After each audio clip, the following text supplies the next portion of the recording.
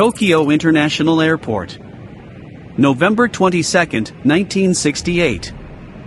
On the apron, a passenger airliner Douglas DC-8-62 of the Japanese airline Japan Airlines is preparing to operate International Flight 02 from Tokyo to San Francisco. 107 people, 96 passengers and 11 crew members, board the liner. A crew consisting of Japanese and American pilots is preparing to fly the plane. The captain 46-year-old Japanese Kohei Asoh. The co-pilot is 34-year-old American Joseph Hazen. Flight engineer 40-year-old American Richard Feining. The navigating officer is 27-year-old Japanese Ichiro Suzuki, and in the Douglas cabin there are 7 flight attendants. At 15:30, Captain Kohei Asoh takes over the plane and learns about the unpleasant factor. On the previous flight, the DC-8 had a serious malfunction. At flight level 280, the difference in altimeter readings from the captain and co-pilot reached 200 feet.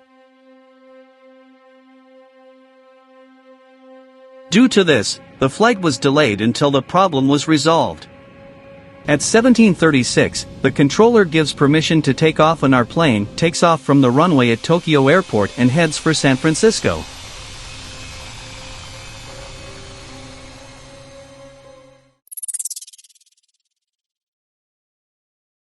The 8-hour flight over the Pacific Ocean takes place without deviations under the control of the autopilot.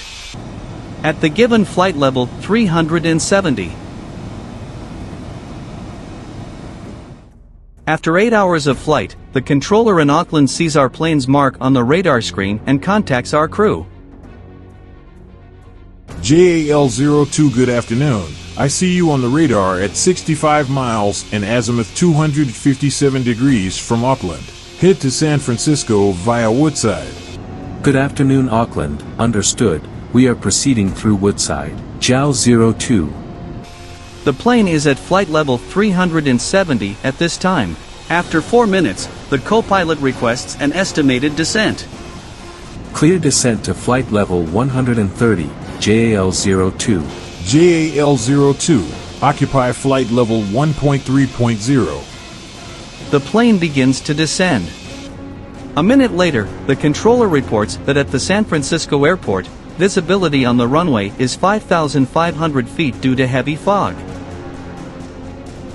The altitude is 6,500 feet. The commander requests the weather in the glide path area, and not at the point of entry into it, after which he reports that the plane is 6 miles away, east of the entrance to the glide path, and expects a direct approach.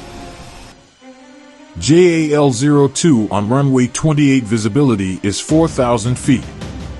Descend to an altitude of 4,000 feet, turn left to course 040 degree. I understand, we are descending 4,000, course 040. JAL-02, reduce speed to 178 knots. Reduce speed.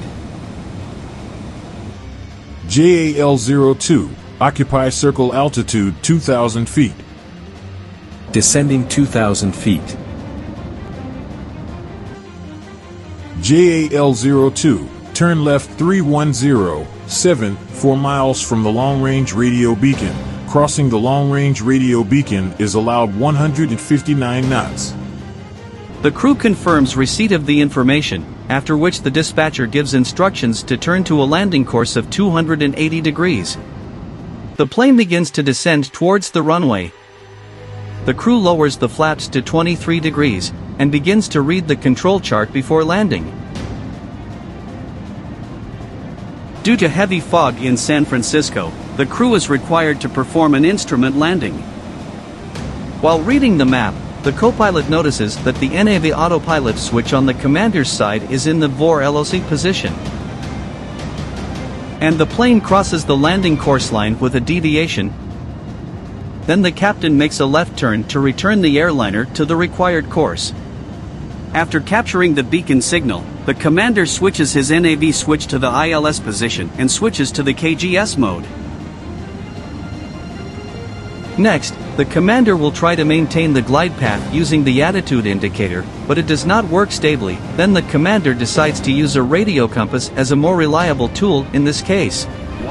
However, the commander asks the co-pilot to monitor the situation using the attitude indicator. Additionally, since his barometric altimeter had been changed before the flight began, Captain Asoh did not trust its readings, especially since they continued to mismatch the co-pilot's instruments, indicating a brief climb every time the aircraft leveled off during the flight.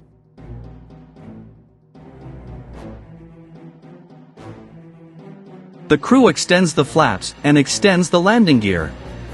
The cloud ceiling is 90 meters high and there was little contrast between the sky and the calm waters of the bay. As a result, during the final descent, the crew does not have time to recognize that the altitude is too low in order to try to correct it. Captain Asoh sets a minimum descent altitude warning of 210 feet on the radio altimeter as the barometric altimeter was showing an incorrect altitude of 300 feet at the time. While Commander Asoh checked for runway lights, co-pilot Hazen read out the altitude from his altimeter. We are coming out of the fog. I don't see the runway lights. We're too low. Pull yourself up. Pull yourself up. Captain Asoh suddenly becomes aware of the critical situation, realizing that the plane was too low. The plane breaks through the fog at a speed of 153 knots, and at this time, the crew notices water.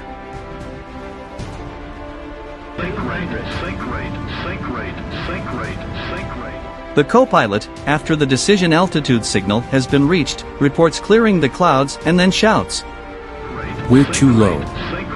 We rise, we rise." The captain grabs the oar expecting that they will need to go around, but at this time the main landing gear hits the water. At 9:24 we were 5 miles short of runway 28L. The plane splashed down in San Francisco Bay. The captain, feeling the impact of the landing gear on the water, immediately switched the engines to idle mode, as he understood that the plane could bury its nose in the water and roll over on its back. Having turned to the right on course 217 degrees, the airliner stopped in shallow water. Feeling that the chassis had hit the bottom and the dive had stopped, the commander announced evacuation.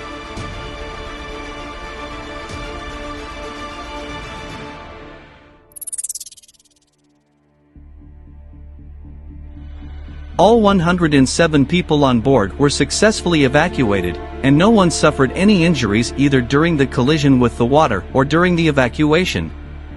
Captain Asoh was the last to leave the plane. The plane was damaged only by the flaps and slats on the right wing plane, as well as several landing gear wheels, but overall the airliner was not damaged. 2 days after the incident, he was removed from the water and transported on a barge to the San Francisco airport, where he was placed at the United Airlines repair facility.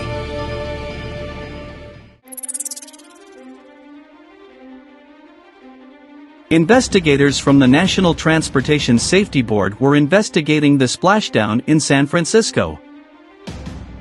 In its report, the panel stated that the probable cause of this accident was the improper application of prescribed procedures for performing an ILS approach while in autopilot mode.